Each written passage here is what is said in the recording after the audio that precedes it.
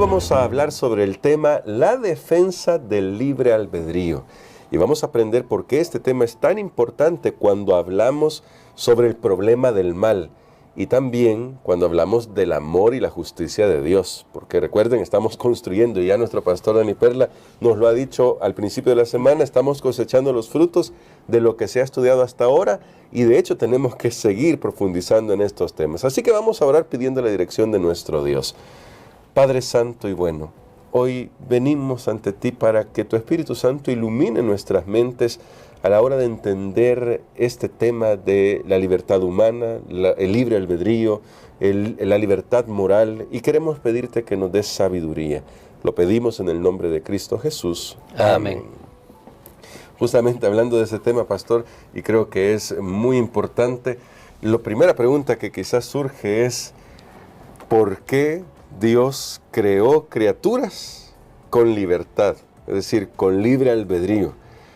Si ya sabía, que es lo que siempre se dice, y ya me han hecho esa pregunta a mí, si Dios ya sabía que Lucifer se iba a revelar en el cielo, que Adán y Eva iban a pecar, ¿por qué creó criaturas con esa libertad?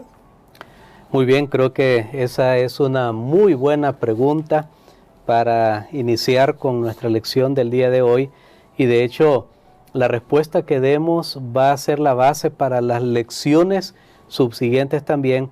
Tal vez esta semana estamos estudiando el tema, el meollo, como el tema más importante de esta lección, porque siempre es, bueno, si Dios es bueno, ¿por qué nosotros tenemos sufrimiento y dolor en este mundo?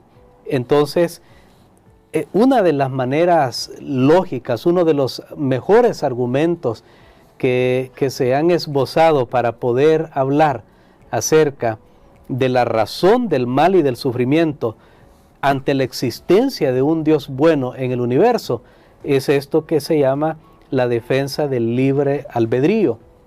O sea, Dios creó a sus criaturas con la capacidad de escoger y de elegir.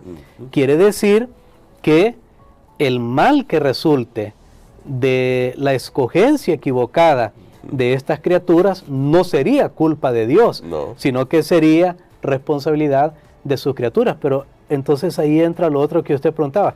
Pero entonces, ¿para qué Dios va a crear a seres que Él sabe que se van a equivocar? Que se van a equivocar. Lo que pasa es que, como hemos estado estudiando en las lecciones anteriores, el carácter de Dios es un carácter de amor y de justicia. Y sucede que para que el amor verdadero, correcto, pueda florecer, entonces se necesita de libertad. Sí. De libertad. Alguien lo ha comparado, bueno, de hecho en la lección tenemos ahí, creo, la ilustración de un robot, por ejemplo. Sí.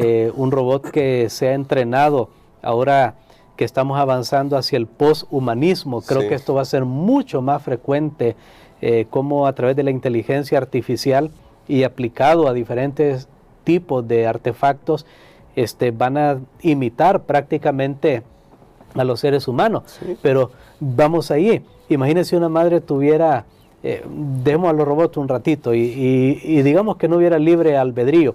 ¿Le gustaría a una madre tener un hijo que nazca, que va a obedecer y decirle automáticamente siempre a todo lo que ella le pida, y cada 15 minutos le diga, mamá te quiero, y cada media hora le diga, mira, voy a barrer, voy a lavar los platos? Pero no porque él quiere hacerlo, sino porque está programado para hacerlo. Realmente una madre quisiera un hijo de esa manera. Muy bien.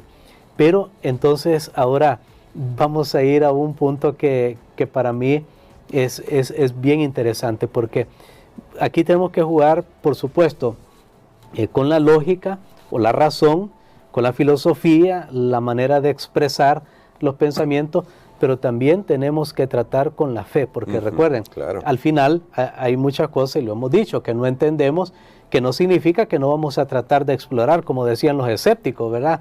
Que los teístas escépticos, ellos decían, no, es que es imposible que entendamos, entonces mejor cerremos esto y vamos a hacer otra cosa. No, sí tenemos que entender, pero voy aquí, hermano Gerson, si Dios lo puede todo, ¿puede Dios crear un círculo perfecto, una rueda perfecta, pero que también sea cuadrada?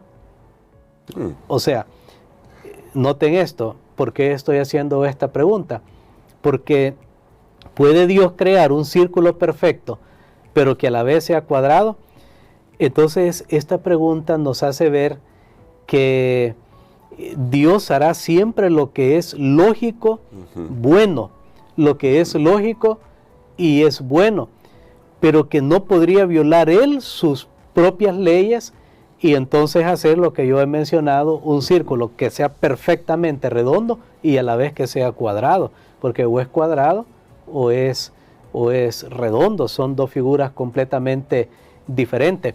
Apliquémoslo esto al libre albedrío.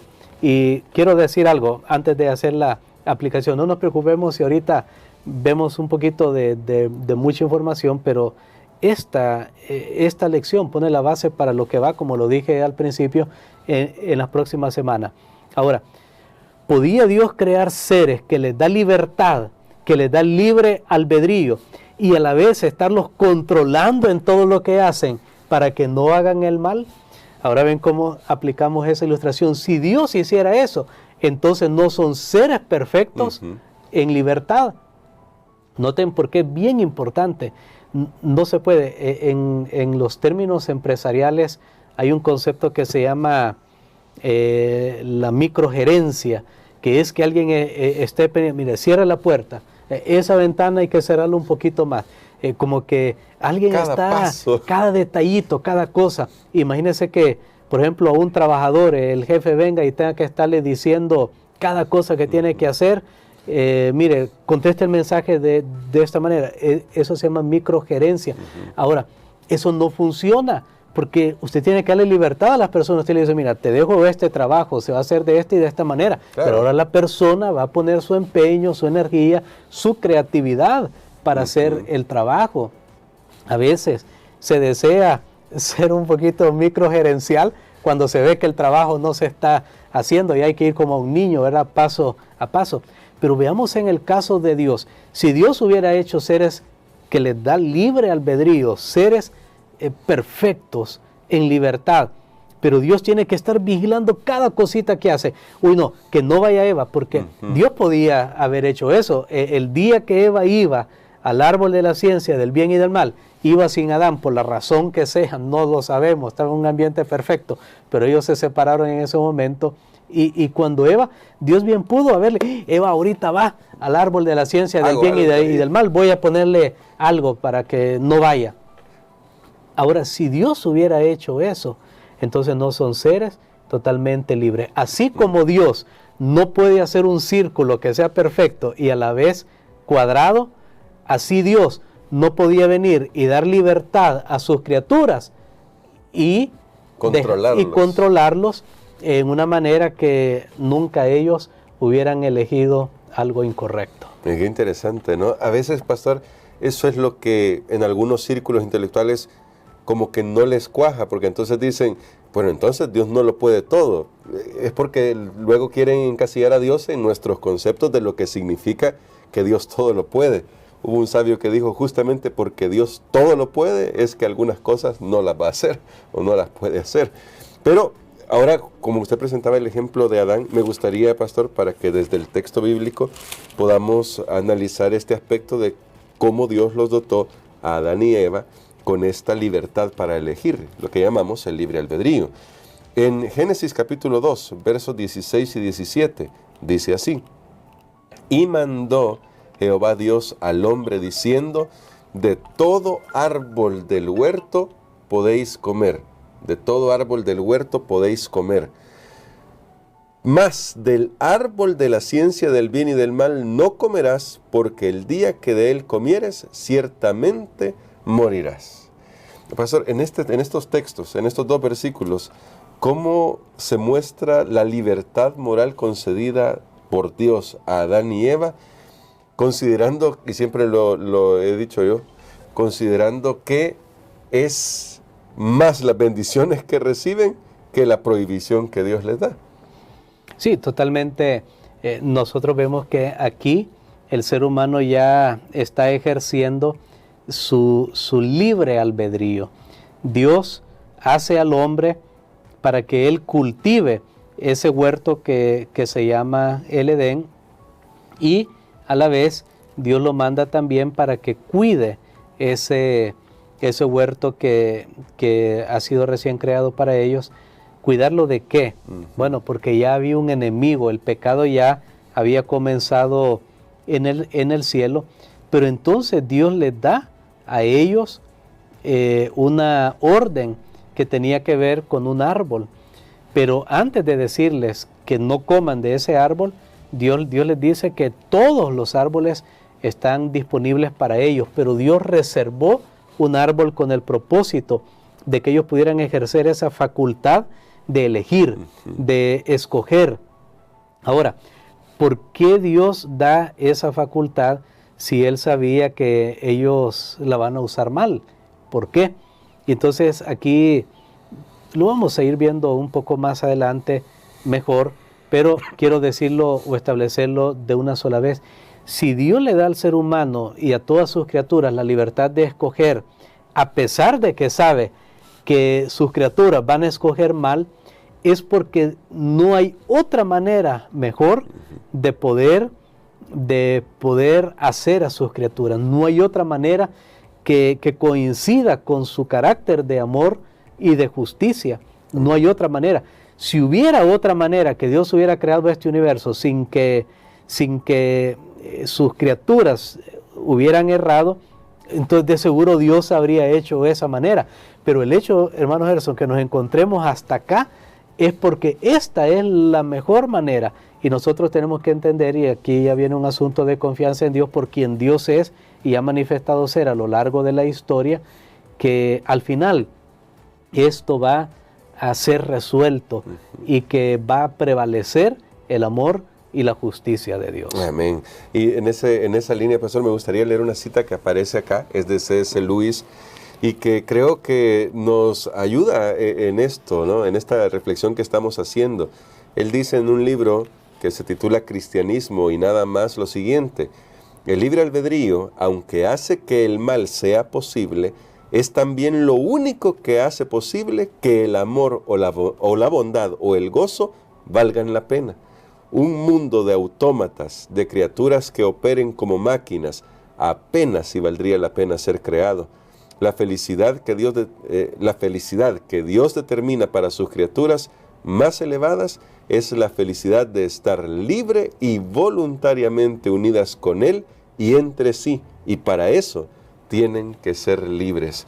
Pastor, ¿cómo esta declaración podría resumir lo que estamos hablando hoy para un tema que es introductorio para el resto de lecciones? Bueno, creo que esta declaración no necesita mucha ayuda, ¿verdad? Está muy precisa y muy clara. Solo tenemos que tomar nosotros para eso y está diciendo precisamente ese pensamiento que había dicho al final de la intervención que hice, que no hay otra mejor manera que Dios vio en el universo, y eso un día lo vamos a entender muy bien. Señor, ¿por qué tú hiciste esto? ¿Y por qué? Y en este tema del libre albedrío vamos a descubrir que Dios ha sido un genio. Amén. Dios ha sido extraordinario en trabajar con el libre albedrío de miles de millones de personas, pero al final conducir todo hacia el destino que Él desea. Amén. Y esto es algo que yo siempre voy a admirar en Dios. De hecho, este pensamiento a raíz de esta lección lo he estado saboreando todavía aún más, porque vean cómo Dios tiene que trabajar con la libertad de cada uno, y eso es lo que se llama providencia divina. Un milagro es cuando Dios hace algo, digamos, una persona no puede ver y ve ahorita de repente, es un milagro sobrenatural, Dios lo hace, pero la providencia divina es que como, por ejemplo, lo que le pasó a Guillermo Miller no quería predicar lo que había descubierto allá por los años de 1800, no quería predicar lo que había descubierto de las profecías bíblicas y de lo que él creía el fin del mundo, pero él se puso a orar y le dice a Dios: Señor, si tú quieres que yo predique, entonces que alguien venga y me invite. Antes que él hiciera la oración, un sobrino de él estaba viniendo desde muchos kilómetros de lejos, antes que él hiciera esa oración para decirle que estaba invitado para predicar en una iglesia. Y noten, no es que Dios, y ven cómo funciona el libre albedrío, y por eso digo, es extraordinario cómo Dios hace que en el libre albedrío de tantos millones y miles de millones de seres humanos, todo encauce al final hacia el plan que Él tiene. Y entonces este joven llega y le da a Miller el recado, y Miller dice, bueno, Dios respondió mi oración. Es más, Dios le había respondido desde antes, pero no es que Dios vino y le dio una visión, comienza a caminar ya. Ahora voy a poner, como cuando uno jugaba cuando estaba pequeño, era con esos soldaditos, con esos juegos, uno dice, bueno, este lo voy a poner acá, este otro lo voy a esconder. Y uno va, y alguien puede pensar, tal vez nosotros somos piezas que alguien más está moviendo. No. Hay muchos que incluso han hablado que todo lo que está pasando esto es un videojuego, y a saber quién está jugando este juego, ¿verdad? Y nosotros somos piezas ahí en su mano. Ahora, no es que Dios, o sea, para mí esto es extraordinario, sabiendo Dios la decisión que cada persona toma, pero va haciendo que todo se conjugue. Y voy a decir un poco más, que esto se aplica, por ejemplo, a la pareja, que cada uno ha escogido. Bueno, ¿se le escogió Dios o le escogí yo? ¿O Dios me ayudó o no me ayudó? Ahí es lo que entra lo que estoy diciendo. El libre albedrío, cada uno tomó su decisión, pero Dios va haciendo, y esta es la providencia divina maravillosa. Cuando tú oras, tú te consagras a Dios, entonces Dios va haciendo que ustedes logren unirse, para aquellos que todavía no están unidos, y aquellos que ya estamos unidos, que nos hayamos encontrado. Y cuando uno estudia, ¿verdad?, con la pareja, bueno, cómo nos conocimos, por qué estamos juntos, y uno dice, aquí hay una providencia divina, Dios trabajando con el libre albedrío de cada quien, pero al final cumpliendo siempre sus propósitos. Pero volvemos a repetir, si esto es, amigos, hermanos, el mal y el sufrimiento, el dolor en este mundo, el resultado de usar mal el libre albedrío, pero aún así Dios lo permitió, es porque no había otra manera mejor de manejar este universo en una relación de un creador con sus criaturas. Él tiene que dar libertad. Allí mucho, o la gran responsabilidad cae sobre nosotros los seres humanos, y por eso tenemos que dar cuenta cómo usamos nuestro derecho de elección. Muchas gracias, pastor, porque esto, aunque ya lo dijo nuestro pastor al principio, es bastante información, y nuestro pastor está tratando de ayudarnos con ilustraciones para que vayamos comprendiéndola. Entendemos que es algo que debemos ir despacio reflexionando y meditando, y por eso quisiera que orara por nosotros, pastor, para que el Señor nos ayude a tomarnos el tiempo para ir despacio y, como usted decía ahí, saborear todo lo que estamos aprendiendo. Amén. Padre, gracias te damos, Señor, porque sabemos que tú eres un Dios de amor, y la manera como tú nos has creado demuestra ese gran amor. Te damos gracias porque tú tienes gran respeto y consideración por tus criaturas, y nos has puesto la facultad de pensar y a la vez de elegir. Ayúdanos, Señor, para que, conociendo estas lecciones y sabiendo que estamos en un conflicto entre el bien y el mal, podamos elegir servirte y seguirte a ti. Lo pedimos en el nombre de Jesús. Amén.